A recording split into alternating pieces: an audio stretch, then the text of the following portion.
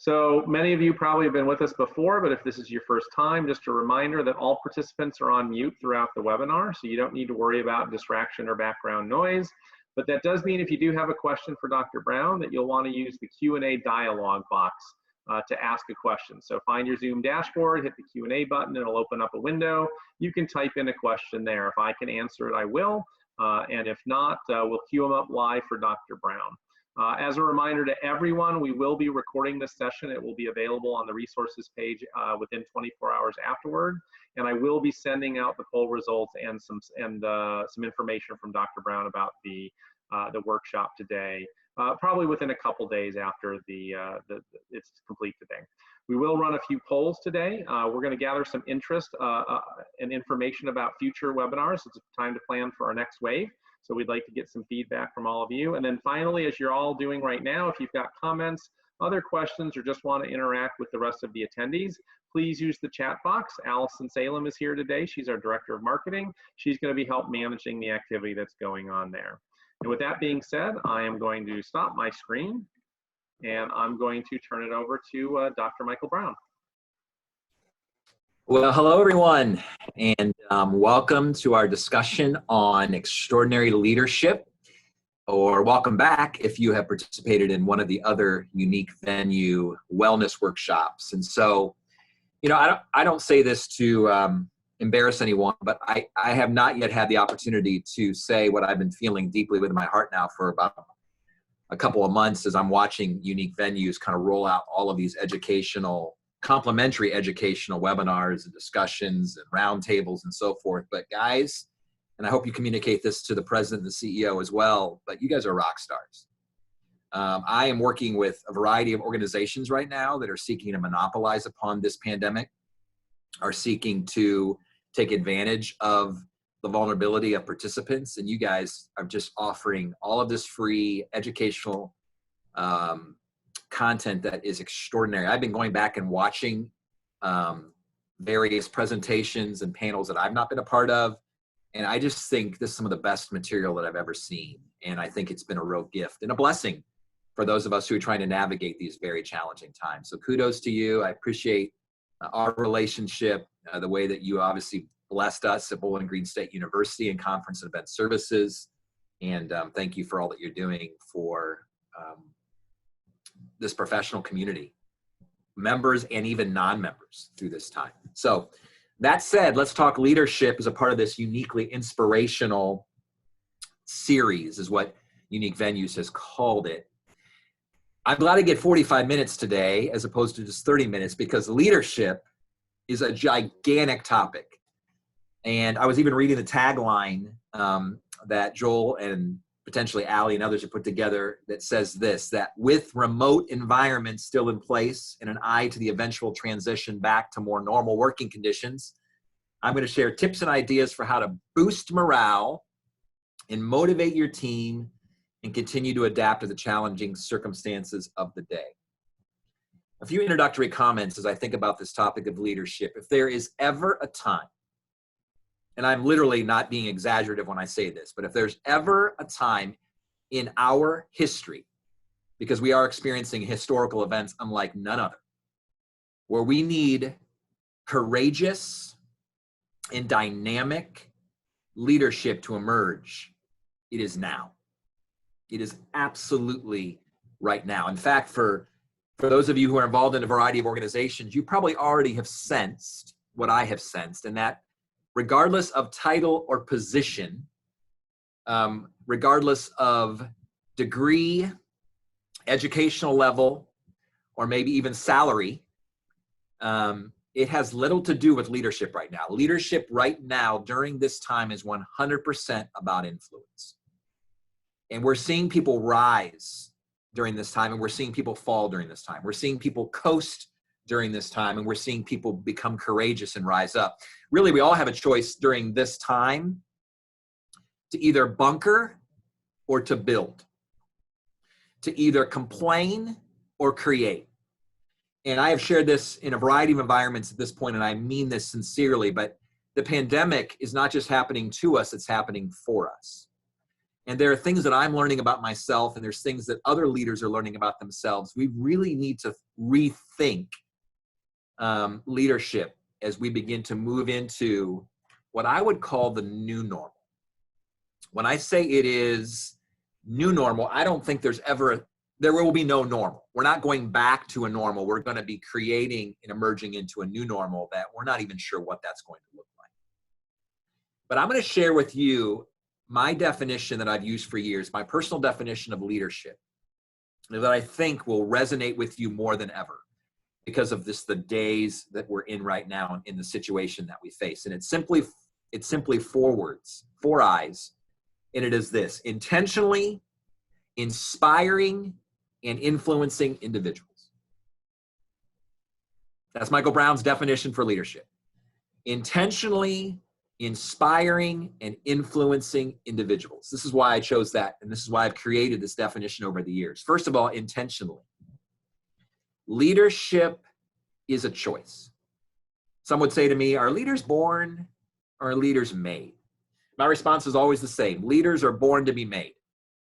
There are certain qualities that certain leaders have, but regardless of what those qualities may be, we can cultivate those qualities. That leaders are born to be made. We need to be made. We need to continue to evolve and develop, and we need to do so intentionally. Most spontaneous decisions do not create the powerful outcomes that intentional decisions will, and I think leadership is choice. Will we lead? What does that mean? Influencing and inspiring individuals. So I'll jump to the very end. Individuals, everything is about people. That's why I use that term individuals, not boards, not companies, not strategic plan, but actually individual people, one at a time or groups at a time. That I think we've all learned, even during this time that we're in right now, this pandemic, that it's about relationships. It's about connection. It's about trust. It's about the human element. We've talked about that in companies. We've talked about that in businesses for years, but now it is more than theoretical. It is so real. We feel it. Who will we follow? Who will we trust? Who will we collaborate with? Are people taking advantage of us? Are they self-interested? Are they selfless? Are they sacrificial? Are they selfish? Just beginning that human connection. That true leadership is about intentionally influencing and inspiring individuals. So those 2 words, inspiring and influencing. It's interesting. Notice one of the notions here in our description is motivating the team. In fact, just this morning on my Instagram account, on my story, it's prompted me to talk about motivation. In fact, recently a colleague reached out to me and said, how do I experience more motivation in life? And I said, stop thinking about motivation. It's a worthless activity. Think about choices. Motivation, often people say, I'm just waiting to be motivated. And so this mysterious cloud of motivation is going to descend upon us. No, there's choices we can make that then motivation comes as an after effect or a flowing after the choices that we make. And here's one of the most challenging things about leadership. You can't motivate other people. People are either motivated or they're not motivated. They're either going to choose or not choose. My job is not to motivate people. However, as a leader, regardless of whatever level you serve in the organization, my job is to inspire, to dream with people, to paint a better picture, a brighter tomorrow, to actually think about what could tomorrow look like? What could our present day look like in vivid, bright colors? It's my responsibility as a leader, now and post-pandemic, to inspire, to point the picture of hope, and to talk about optimism and a better tomorrow. And not just in this kind of fluffy spin way, acknowledging the hardness and the hardship and the difficulties while inspiring others to shoot for the stars. Let's go. Let's rise together, because that's who we are. And we're seeing that even within the globe. Is there are unlike ever before, we're seeing the best and worst of humankind. And those that are the best, man, they are emerging as leaders regardless of their position, regardless of their title. I want to say to every one of you, and I'm not sure how, I can't see right at this point how many are actually joining us today, but regardless of your position, it doesn't matter, because leadership is about inspiration and influence. It's about the ability to deeply affect human beings because of who you are, how you live, and what you emulate and what you ruminate to others. So I just wanted to share that as we're talking about extraordinary leadership, because even in my world, I'm very selective in who I surround myself with, and I want them to be extraordinary leaders. And quite honestly, I don't care much about position or title.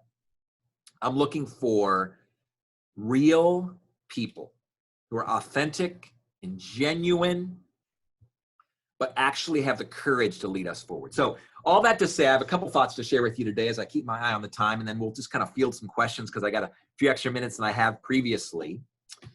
First of all, I think to emerge from this time as an extraordinary leader, we need to be giving attention to who we're becoming right now.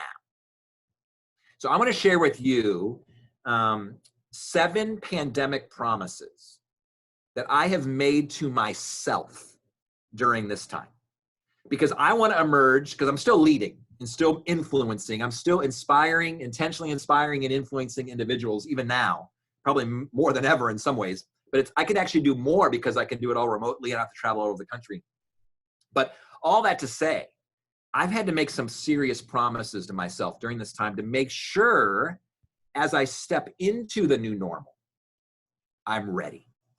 That I haven't bunkered, that I haven't hit pause, that I haven't just kind of like buried myself in self-pity and just kind of coasting, but actually preparing. So here are my 7 promises I've made to myself. 7 promises that I've made to myself, because a lot of people are wanting me to promise other things to them. I can't keep promises to other people right now. None of us can, because we don't know what tomorrow holds, but there are promises I can keep to myself. Here are the 7 for your consideration. And they're 7 P's. 1, I will focus on the positive aspects of this pandemic. I've got to stay positive. Again, not to spin and not to let people actually deal with the negative, because this has been negative and this has been hard, but actually to focus on the positive aspects.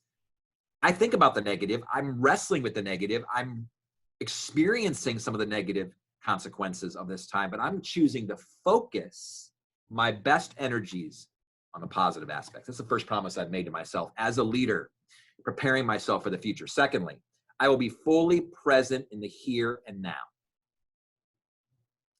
I'm not going to spend my time wondering about yesterday or worrying about tomorrow. I'm going to be right here and now. I have this day. I have this next 32 minutes with you.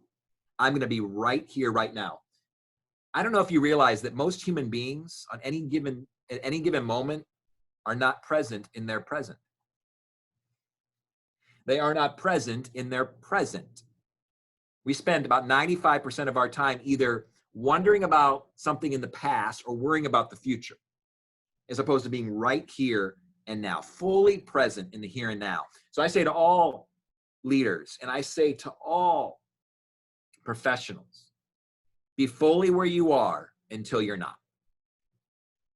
Be right where you are until you're not, because there are not greener grass. The grass is always greener where you water it. So be right here and water the grass under your feet. That's the second promise I've made to myself. Third promise, I will stay productive and fulfill my current responsibilities. This is not a time for shortcuts. This is not a time to say, you know what, no one's really watching because I can just turn off my Zoom camera and who knows what I'm doing at home remotely, right?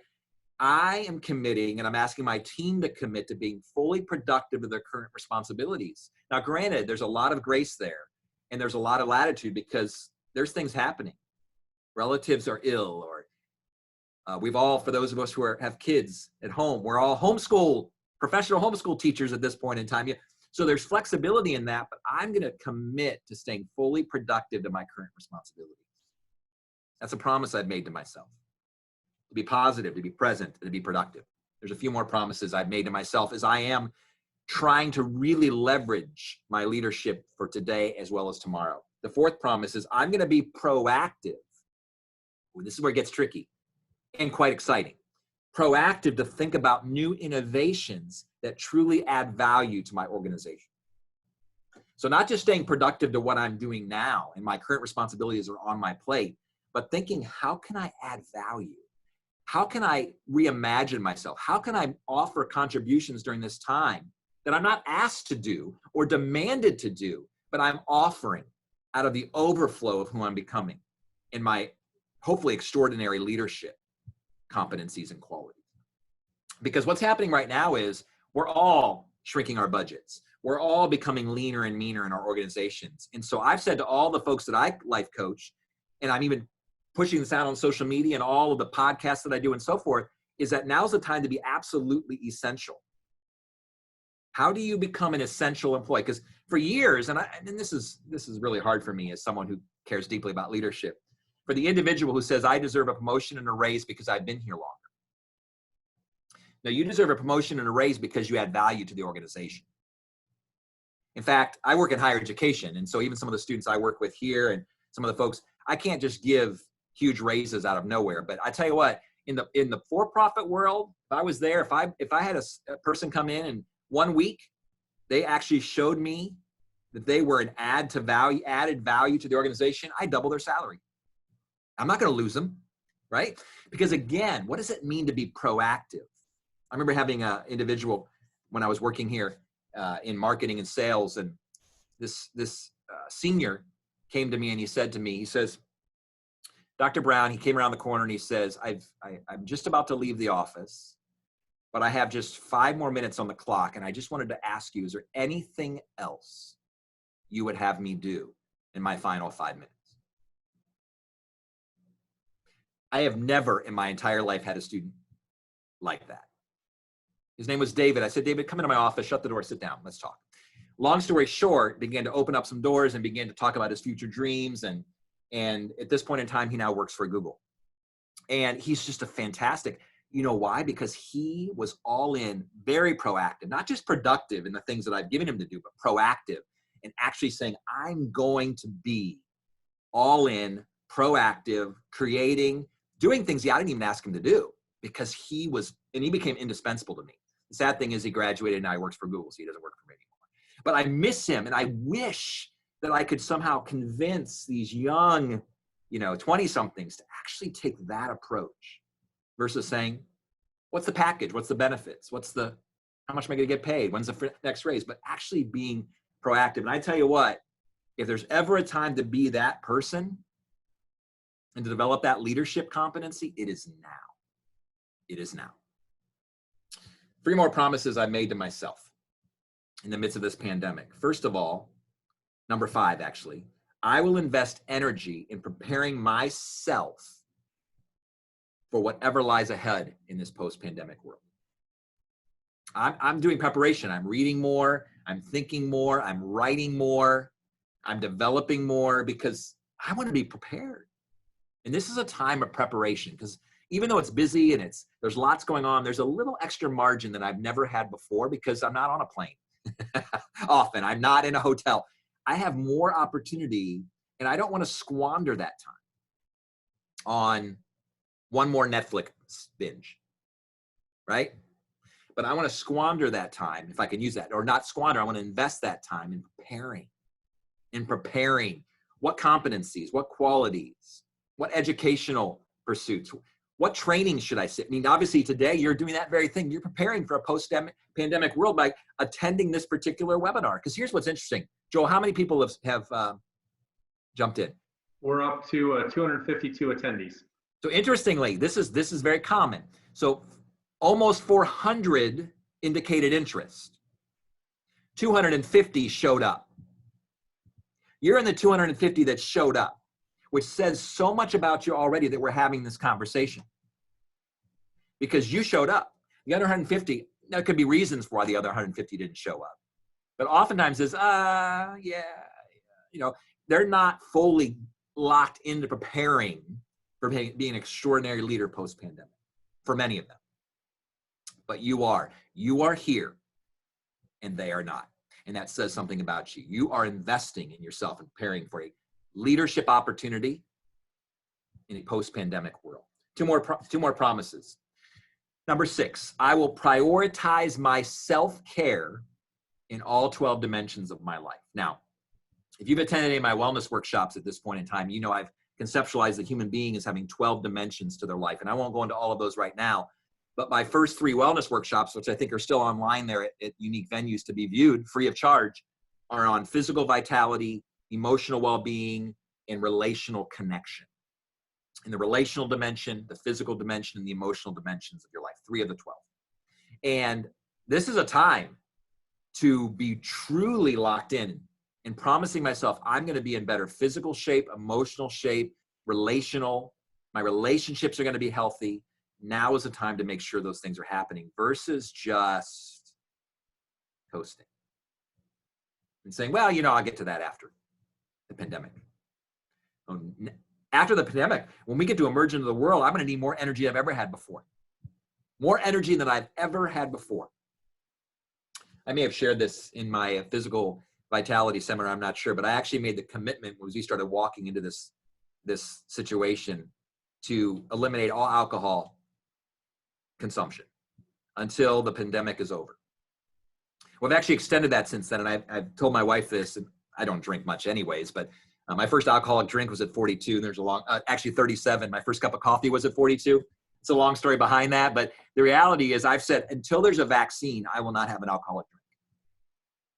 Nothing wrong with drinking an alcoholic drink at all. And I'm not even suggesting that for you, but for me triggers the fact that I am going to be in better physical shape, emotional shape, spiritual shape, relational shape than ever before, because I am committed to being, friends, hear me. There are long-term consequences to what we've just walked through together, and it's not over yet. People need you. Your family needs you, your friends need you, your networks need you, your organizations need you. And as we emerge from this time, people are looking for leaders who they can trust, who they can follow, who they can model, because we're going to all be trying to make sense of all this, and we're going to need individuals who will be a blessing to those around them, who will have the energy to give, who have cups that are full, because empty cups can't pour. So what does it mean to keep my cup completely full to the rim, to the point where it's overflowing, where it flows into the people around me? Friends, this is not an issue about organizational success or making sure your group stays on mission. This is about global awareness. This is about humanity.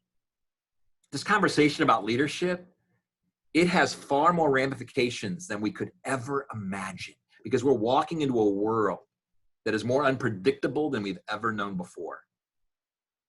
And so these are important promises to keep to ourselves, to be focused on the positive aspects of this pandemic, to be fully present in the here and now, to be productive in my current responsibilities, to be proactive as I think about the future and how I can add value to my organization and to my world and to my life, to prepare for whatever lies ahead. Two more, to prioritize my self-care in all 12 dimensions of my life, as I just mentioned. Then finally, that I will persevere.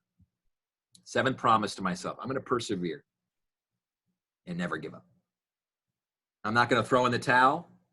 Positive, present, productive, proactive, prepared, priorities, and perseverance. I will not give up. When things get hard, I'm not going to give up. If I get COVID, I'm not going to give up. I'm going to be fully in to my very last breath. That's what it means to be an extraordinary leader. Intentionally inspiring and influencing individuals. So I'm going to pause here for a second, because again, I have so much more I can share in the next 20 minutes, but I've said a lot. I want to take a second and just kind of glance. Hello from everyone who is here with me today. Those are my pandemic promises. And I think those will be helpful in thinking about how do I prepare to emerge from this, able to boost morale and motivate my team and continue to adapt to the changing circumstances. It's about becoming. Who are you becoming right now? Right? It's not about, oh, I can't wait till I can step back into the office so I can be a leader again. No, no, no, no. Right here, right now is your time. Joel, any thoughts, any survey results, anything I should know about before I talk about 4 characteristics of a fantastic leader? Yeah, actually, someone asked a question. If you have any ideas for good trainings or books to read during this time to honor Promise 5, which was your preparing promise. So what are some recommendations that you have for things that people can dig in a little deeper with in order to kind of prepare themselves for what's coming and what they're going to do afterwards? Well, I haven't read the book yet, but my personal fitness coach, and everyone's been talking about Atomic Habits, I believe is the name of the book. I'm not sure if you're familiar with that. I think I'm actually quoting that right, Atomic Habits. I've been seeing some quotes go up. What's interesting about books with me, that's a very common question. Ask the life coach, ask the consultant, what books is he reading? What's interesting about me at this season of my life, I don't read a lot. Because here's what I think is happening so often, is that we're on information overload. The last thing I need is more information. What I most need is more application. So even quite honestly, if you just listen to a couple webinars and grab away a couple takeaways, and then think about how do I actually live that out in my daily life, you'll get much farther in life than reading another book that becomes something you put on your shelf. And then you don't necessarily, because again, it feels good to read. You know, leaders are readers, readers are leaders. But I would encourage you, and so I'm not probably the best person to ask that question to, because I've now moved out of the season of consumption and more into the season of creation. But that's also my season of life and where I am. But I think it's called Atomic Habits, and I'm seeing some interesting, any book that's actionable on leadership. I read a lot of John Maxwell. Dr. John Maxwell has a lot of, because I want that pithy, very applicable, very kind of actionable, what do I do in the moment kind of reading versus, you know, a lot of the self-help books, they're just regurgitating the same ideas, even leadership books. And you need to think, what do I know already that I can begin to apply now? Just a quick thought about that. Great. And also, I know Allie could probably speak to this, but we have put together some resources, right, Allie, for some recommendations. Do you want to tell us a little bit about that? That would be great. We actually I just put it in the chat box. We have a blog post scheduled to go out very soon. We surveyed all of the staff members at Unique Venues what their favorite podcasts and books are for helping you to develop professionally. And there's some fun ones in there too. So we need some fun. That's right. Right. Great. Another question that came in that I think is a great one is, my screen just moved on me. How do you balance being proactive and prepared with being fully present? So we're talking about being in the moment, but we're also talking about working hard to stay ahead of the game and think about being prepared. So what do you have some recommendations on how to balance those two promises out? Yeah, balance is a funny thing to me in general when we talk about balance. I think those are not exclusive of each other. Because I could be fully present in the moment. And what I mean by, what I've cautioned us from doing is wondering about the past and worrying about the future, right? That tends to be the enemy of being fully present. Not preparing for the future or dreaming and designing the future. It's worrying about the future, right? Because that's typically how we're spending our time. We're not designing or creating or crafting. We're worrying. So we're borrowing sorrow from tomorrow and dragging it into today. So we can live worry twice, now and even then if it happens somewhere out there. So I would say to be fully present, to be in the moment, includes a very proactive, that under that umbrella includes a very proactive posture of planning and designing for the future. So for me, even on my calendar, and I have this even here in my office, that I'll have time on my calendar that says thinking, designing. I'm fully present in my day, but now I'm going to take 20 minutes and just think. Not worry, because all worry does is just drain the fuel out of my life. But actually design and think and prepare. And let me just say something about balance real quick too. I'll throw this in before the next question. Spend less time thinking about balance and more time thinking about rhythms. Because often people say, how do you find that perfect balance? And I'm like, I don't think I ever have, nor will I. And it's an outcome more than it is an input. The input is I'm going to establish really positive sleep, exercise, relational rhythms. And I could go on and talk about that forever, about the power of rhythms and routines on my podcast, 3 Words Podcast. I do a 12-minute podcast on establishing routines. I talk more about rhythms there. But in that idea, balance is a funny thing. And I've shared this in some environments, but if you ever feel like you've hit that magic moment where I'm finally balanced, don't get too excited. You're like a pendulum. You just happen to catch yourself in that moment when you're on your way, before you're on your way to the other side. Focus on rhythms and routines. That's awesome. One last question that's open live at the moment. Please.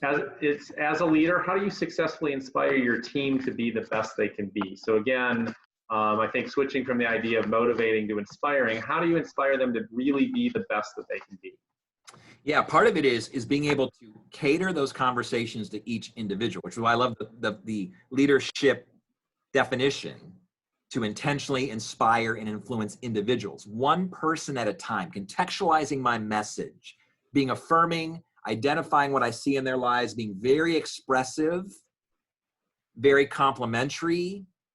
Typically, we are very liberal and generous with our critiques, and we tend to be very selfish and resistant to our compliments.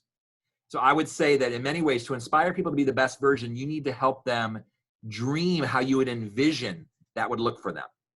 But part of it is, more than anything, it is modeling that. For instance, if someone says to me as a CEO of a company, yeah, I'm trying to create a transparent culture where people feel cared for and valued and are willing to be honest with one another. And I would say, well, my dear CEO friend, how transparent, real, and honest are you with the people that you lead? See, oftentimes we're wanting people to replicate what we have not resembled. And we tend to replicate what we see. And so if you as a leader are embodying those things, again, do not express that which you do not embody. That's really timely for me personally, because I've been watching the Michael Jordan documentary, Last Dance, and you just described his attitude. He was not a nice person all the time in practice. He was kind of a jerk to his teammates. But he said he actually, the one time he talked about his father's death and didn't break down and cry. You could see him getting close, but he didn't. But when he was talking about the way in which he inspired his teammates, the way that he tried to bring out the best of them, he said the one thing that none of those people would ever say is that I never asked them to do anything that I didn't ask of myself. And then he did. He choked up, broke up, and had to end the interview at that point and walk off and reframe himself. So again, it really resonates hearing you say that, because I think that's true. I think as leaders, we have to be prepared to not only model, but to challenge ourselves to be the best versions of ourselves before we can challenge anyone else to do it. And that's the whole point of this podcast. It's the whole point of everything I've talked about for the last 25 years, is that we need to embody, if you live this out in front of people and with people in genuine relationships with human beings, people will follow you, not because they have to, but because they want to. They will resemble you because they respect you. We will not resemble who we do not respect. And part of it, that's why books are funny to me in general. We read these books hoping that they're going to transform our lives, but we need to see books and ideas and principles and practices embodied.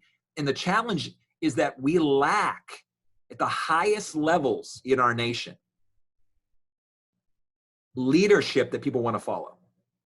That they're like, I want to be just like that person. In fact, it was interesting looking at some data, even in higher education. If you talk to most 18 to 20-year-olds now, and you ask them who are their heroes 25 or 30 years ago, they have lists. People have so many heroes. If you ask them today, who are your heroes? It's silent. We are a hero-less culture because there's a leadership vacuum. Because there are not leaders that are extraordinary that are stepping in. There's leaders who are saying, here's what you should read and here's what you should do, but they're not living it and embodying. So if I may, I'm just going to drop 4 quick qualities that I think are super important for leadership. And again, I can go in different directions, but this will, I think, be a nice little kind of wrap up, and then we'll do a few more Q&As, because I'm talking a lot about embodying leadership and what is extraordinary leadership. I've given you my definition, but here are some characteristics of a leader that maybe just will help you kind of wrap your head around this. 4 C's. First of all, character, charisma, competence, and commitment. First of all, character. that who I am when no one is looking is who I really am. And this is an extraordinary leader when their public and private lives are consistent. When their public persona is merely a reflection, an accurate reflection of their private reality. Now, that's not to say that you can't have a private life. And there's things that not everyone knows about you. But that if someone would ever to look behind the curtain of your life, they would not be surprised and be like, oh my goodness, that doesn't seem to match with what I experience in the public world. If there's ever a time for character, see, character is developed in private. It is most expressed in our choices, and it is most felt in our relationships. And finally, it is always revealed in crisis, of which we find ourselves in now. And as we emerge from this time, we will know who are the women and the men of character. Who are those human beings that we can trust? That's the first characteristic of a fantastic leader. Secondly, charisma. Now, charisma has nothing to do, in my opinion, with public speaking or a dynamic personality, as we would describe an extroverted dynamic personality, but has to deal with this. It's that magnetic quality that when this individual walks into a room, people leave feeling better about themselves as opposed to better about you. That's a charismatic person. That when they walk into a space, they're more interested in others than being interesting to others. It's that magnetic quality because people then, because again, most of us, when we walk into a room, we want people to like us. We're more concerned with how do people view me. I want to feel better about myself. A charismatic leader who's full of character is actually more concerned that everyone leaves his or her presence feeling better about themselves than great about them. That's charisma. And typically, our charisma is at risk because there's a variety of charismatic killers or charisma killers: pride, insecurity, moodiness, perfectionism, cynicism. I could talk about those things for hours, but I won't. But the reality is, if we're not charismatic, meaning we're not more interested in people than being interesting to people, chances are there's some underlying root issues that are causing that to happen that probably need to be tended to at a deeper level through life coaching, through self-reflection, through meditation, and so forth. So character, charisma. Thirdly, competence. You know what? I want people that I work with to be full of character and to be charismatic, but I also want them to be good at what they do. If you could have incredible character and incredible charisma, but unless you are competent, meaning the ability to get a job done and to do it well, you got to have competence, and that is developed. You're not born with competencies. You develop competencies. You make choices to be trained to become skilled in various competencies, right? Okay. And then finally, commitment. Oh, I love a conversation about commitment. So yes, character, yes, charisma, yes, competence, but commitment.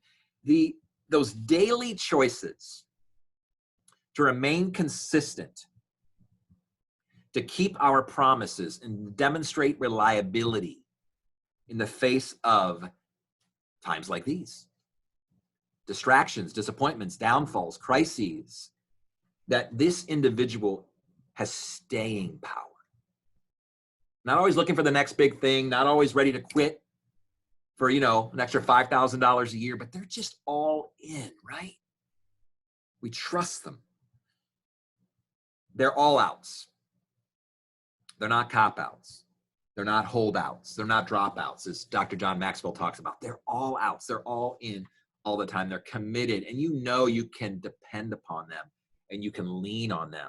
That's what extraordinary leadership is. Imagine being led by someone who is fully committed to you while being amazingly competent. And then at the deepest place of who they are, there is character and trustworthiness and charisma, that they care more about you in what you're achieving and how you are doing than self-protecting themselves and always making sure that they look out for themselves first. Again, that's my idea. Those are my notions about extraordinary leadership. I think we have 5 minutes left. I'd be glad to field some more questions. Again, if I may also, you can, I talk about these things regularly at DMB Coaching. DMB Coaching is my Instagram account as well as my website. And again, I would love to interact with you any way I can. No strings attached, just reach out. I'd be glad to interact with you free of charge. If there's any way that I can serve or help and come alongside of unique venues during this challenging time. So. Great. Yeah, we have a fun question here that I can't wait to hear your response to. So if you are modeling good leadership to your team, but your leader isn't, how do you manage your manager? How do you deal with if you're doing all the right stuff, but the person above you is doing a lot of the wrong stuff? Well, and that's what's interesting is that we typically go, well, again, Leading Up, I think, is another book that's out there. And again, I may be misquoting it, but there's actually great literature out there on how do you lead up, because oftentimes you're talking about leading down or managing up. Again, I'm not much of a reader these days, and so I'm trying to focus more on application. But I think in many ways it is, and here's what's interesting, I'm not going to use that opportunity to point out all of their deficiencies. That part of being a person of character is that I'm actually going to live fully myself without any thought of how other people are living. And again, maybe in many ways, I'm providing that buffer. And again, I can have some authentic conversations with my supervisor or my director or my leader or my vice president, right?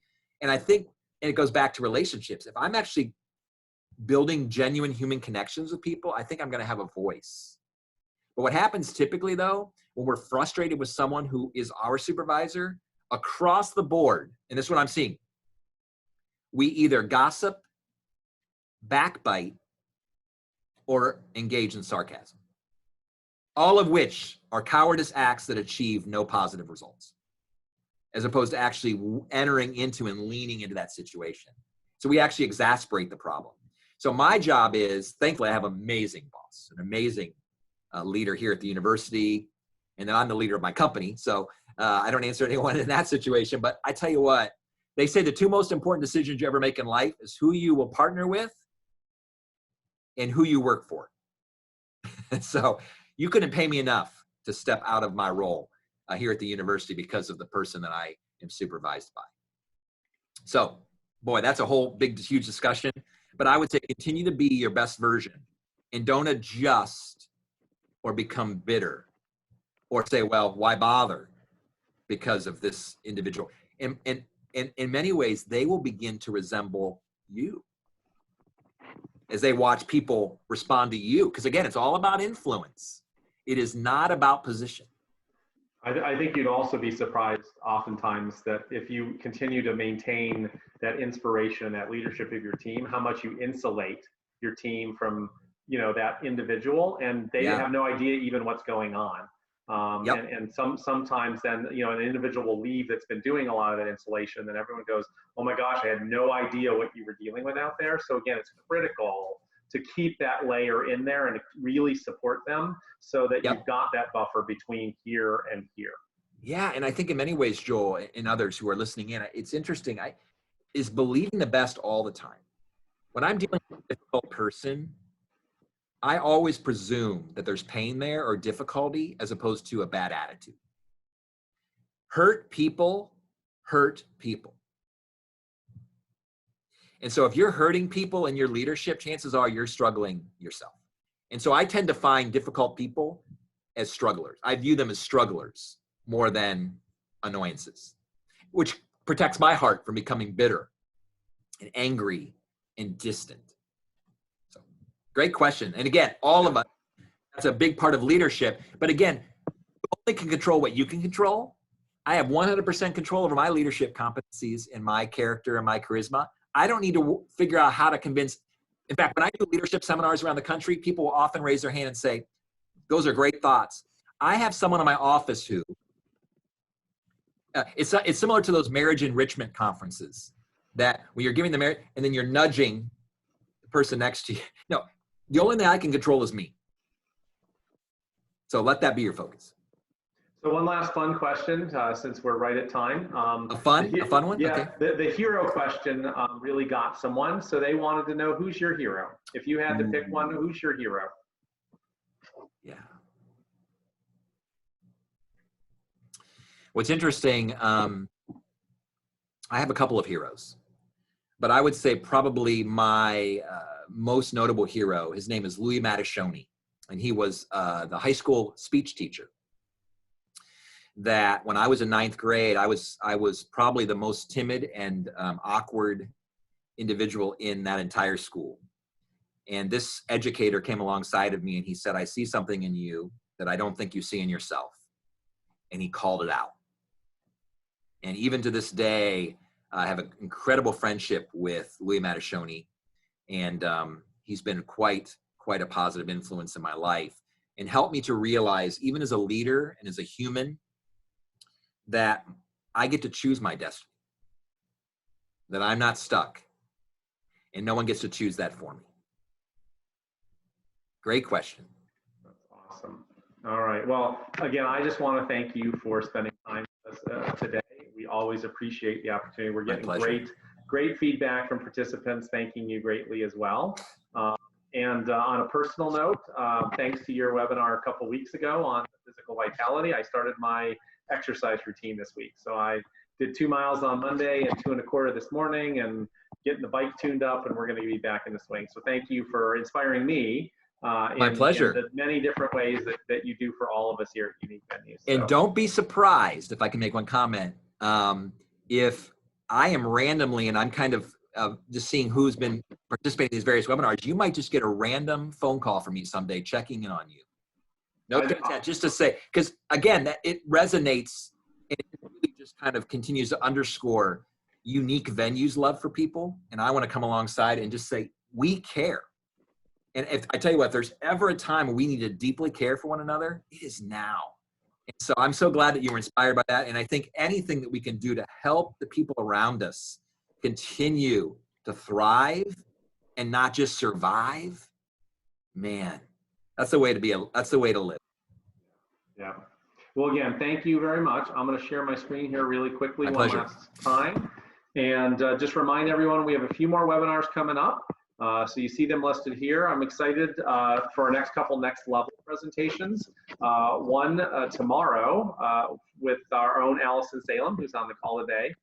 For marketing strategy, she's going to be talking about designing a brand guide for your venue or organization. We have one next week on digital advertising presented by Todd Wonders, who's our director of IT. Again, if you just wondered how does it work or why do you do it, or how do we manage the digital ad campaigns as we do them, Todd's going to share some insights and all that stuff. And then we have a few more conversational opportunities coming up. The smaller meetings, everyone's on video and can interact. We have 2 member group therapies next week, one for Canadian venues and one for US venues, and then a planner roundtable at the end of the month. And then based on the feedback that I've received today on future webinars, and I'll probably repeat it again tomorrow, I'm working right now, and we're going to finish planning out what June looks like for webinars, and we'll be putting that information out there just as soon as we get it ready, hopefully mid to late next week. So we're going to have more free opportunities for all of you to be able to continue to participate in these kinds of professional development activities while we're all in the midst of this crisis together. So again, my thanks to everyone for joining us today. We really appreciate your time and your interest, and we look forward to seeing you all on a future webinar with Unique Venues. And with that, thank you all. Everyone take care and have a great afternoon. Bye-bye.